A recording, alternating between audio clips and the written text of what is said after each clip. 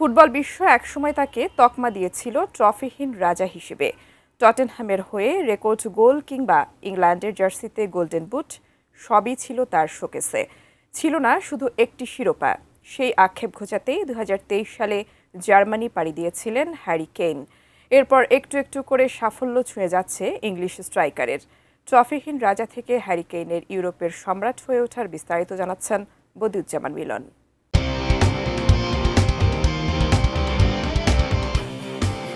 একসময় ফুটবল বিশ্বে তাকে বলা হতো ট্রফিহীন রাজা। টটেনহ্যামের হয়ে বছরের পর বছর গোলবন্যা বইয়ে দিলেও কোনো সোনালি ট্রফি তাকে ধরা দিচ্ছিল না। এমনকি বায়ার্ন মিউনিখের মতো ট্রফি জয়ের মেশিনে যোগ দিয়েও হ্যারি কেইনকে প্রথম মৌসুম ফিরতে হয়েছে খালি হাতে।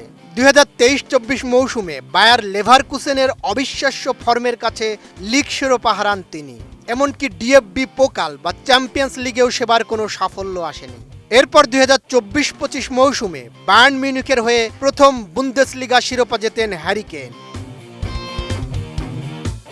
কোয়ালিটি সম্পন্ন আন্তর্জাতিক মানের still bar CSRM, committed for better still. ধারাবাহিকতা ধরে রেখে ৪ ম্যাচ হাতে রেখে এবার বায়ার্নের শিরোপা নিশ্চিত করেছেন ১৯ এপ্রিল। ভিএফবি স্টুটগার্টকে ৪-২ গোলে উড়িয়ে দিয়েছে হ্যারি কেইনের বায়ার্ন মিউনিখ। এই মৌসুমে হ্যারি কেইন যেন অপ্রতিরোধ্য।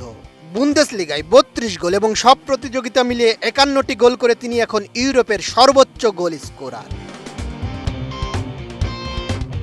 এই ম্যাচে কেইন শুরুর একাদশে ছিলেন না। ভিনসেন্ট কোম্পানি তাকে বিশ্রামে রেখেছিলেন। তবে দ্বিতীয়ার্ধে বদলি হিসেবে মাঠে নামার মাত্র ৭ মিনিটের মাথায় ম্যাচের ৫২তম মিনিটে তিনি বায়ার্নের হয়ে চতুর্থ গোলটি করেন।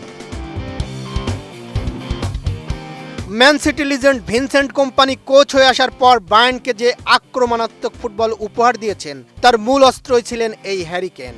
কোম্পানির অধীনে দলটি পুরো মৌসুমে মাত্র একটি ম্যাচ হেরেছে এবং লিগে ১০৯টি গোল করার রেকর্ড গড়েছে। অভাগা কেইনের ভাগ্য বদলের এই গল্প কি তবে ২০২৬ বিশ্বকাপের আগে বড় কোনো বার্তা দিচ্ছে? কেইন কি পারবেন ইংল্যান্ডকে বিশ্বকাপের মতো বড় সাফল্য এনে দিতে? বদিউজ্জামান মিলন, এটিএন নিউজ।